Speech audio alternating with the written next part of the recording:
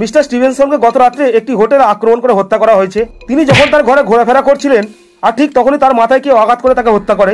সেই রাত্রে তিনি একমাত্র হোটেলের গ্রাহক ছিলেন। গোয়েন্দা মেল সেই হত্যা তদন্ত করতে হোটেলে এসে পৌঁছলেন।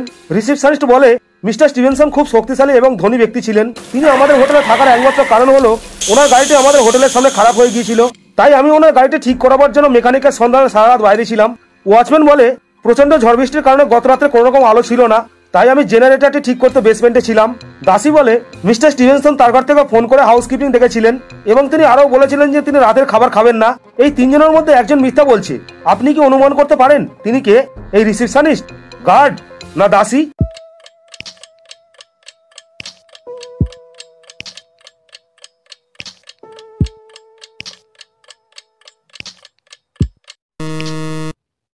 গত রাত্রে প্রচন্ড ঝড় বৃষ্টির কারণে হোটেলে বিদ্যুৎ ছিল না, তাহলে তিনি হোটেলের রুম থেকে কিভাবে ফোন করতে পারেন যেখানে হোটেলে আর কেউ ছিল না? অথবা এই কাজের মেয়েটি অর্থ লুট করবার জন্য ওনাকে আক্রমণ করেছিলেন, আর সেই আক্রমণেই ওনার মৃত্যু হয়েছে। স্কুলের প্রথম দিনে স্কুলে একটি বাচ্চাকে মৃত অবস্থায় পাওয়া যায়। গোয়েন্দা মেল সেই হত্যা তদন্ত করতে স্কুলে এসেছেন। তিনি সেই স্কুলের 4 জনকে সন্দেহ করেছেন। হিসাব রক্ষক বলে স্কুলের প্রথম দিন ছিল, তাই আমি ফি সংগ্রহ করতে ব্যস্ত ছিলাম। অঙ্কের শিক্ষক বলে আমি মিড টার্ম পরীক্ষার জন্য কাগজপত্রগুলো মূল্যায়ন করছিলাম। বিজ্ঞানের শিক্ষিকা বলে আমি অন্য ক্লাসে পড়াতে ব্যস্ত ছিলাম।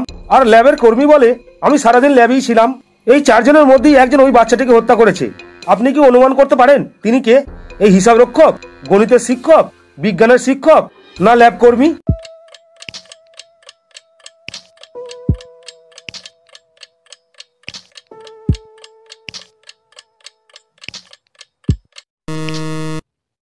এই হত্যাটি গণিতের শিক্ষকই করেছে।